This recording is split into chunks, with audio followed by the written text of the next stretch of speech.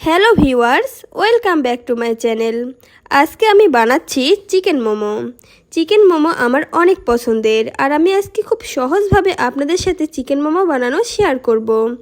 দেখতে যতটা লোভনীয় লাগতেছে, খেতে কিন্তু আরও বেশি মজার। তাহলে চলুন দেখে নেওয়া যাক।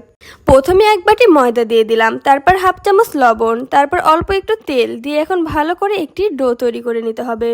তারপর আমি একটি ডো তৈরি করে নিব। ডোটা বেশি শক্ত করা যাবে না, আবার বেশি নরমও না। এই তো দেখতেই পাচ্ছেন। এখন আমি 1 ঘন্টার জন্য রেস্টে রেখে দিব। তারপর আমি মুরগির চিকেনের 2 টুকরো মাংস নিয়ে নিব, একদম সলিড পিস। এখানে কোনো হাড় থাকা যাবে না, একদম সলিড মাংস। এখন এগুলো ছুরির সাহায্যে কেটে নিব। দেখতেই পাচ্ছেন। এখন এইগুলো খুব সুন্দর করে ব্লেন্ড করতে হবে। আপনারা চাইলে শিলপাটাতেও বেটে নিতে পারেন। এই তো এখন আমি ব্লেন্ডার করতে দিব। এই তো আমার ব্লেন্ডার হয়ে গেছে। এখন আমি এইগুলো সব তুলে নিচ্ছি একটি প্লেটে। দেখতেই পাচ্ছেন এগুলো কত সুন্দর ব্লেন্ড হয়ে গেছে। এখন আমি একটি ফ্রাই প্যানে তেল দিয়ে দিব।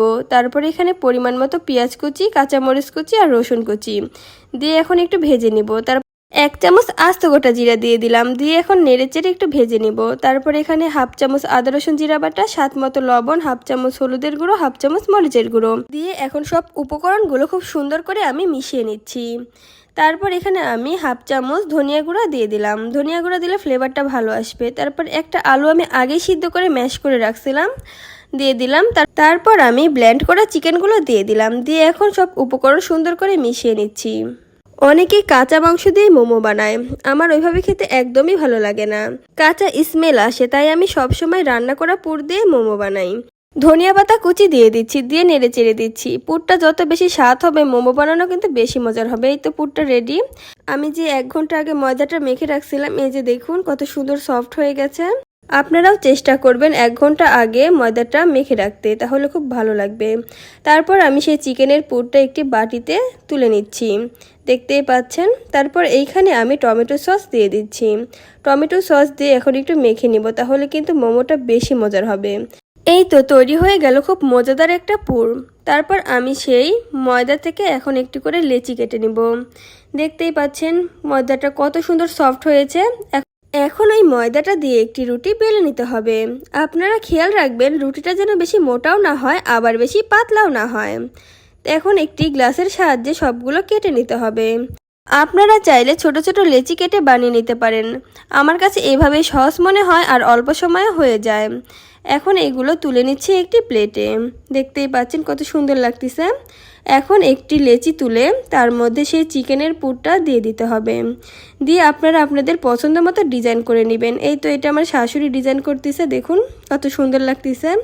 আপনারা একটু খেয়াল করলেই বুঝতে পারবেন কিভাবে ডিজাইনটি করতেছে। অনেক সহজ, শুধু একবার দেখলে আপনারাও বাসায় তৈরি করে নিতে পারবেন। আর এটা কিন্তু খেতেও অনেক মজার লাগে। আমার বাসার সবাই অনেক পছন্দ করে। আমি প্রায় সময় এভাবেই বানিয়ে থাকি। এই তো এটা আমি বানাচ্ছি। লেচিটার মধ্যে চিকেনের পুর দিয়ে দিলাম, দিয়ে এখন খুব ভালোভাবে চেপে দিচ্ছি। আর আমার কাছে সবচেয়ে সহজ পদ্ধতি এটাই মনে হয়। আমি এইভাবেই বেশিরভাগ মোমো বানাই। দেখতেই পাচ্ছেন কতটা সুন্দর লাগতেছে। এই তো আমার সবগুলো বানানো হয়ে গেছে, দেখুন কতটা সুন্দর লাগতেছে।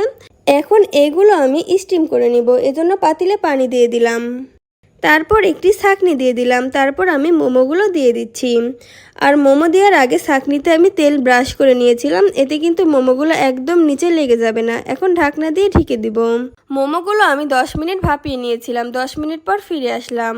তারপর আমি কাঁটা চামচের সাহায্যে দেখছিলাম মোমোগুলো সুন্দরভাবে সিদ্ধ হয়ে গেছে। এই তো আমার মোমো বানানো রেডি।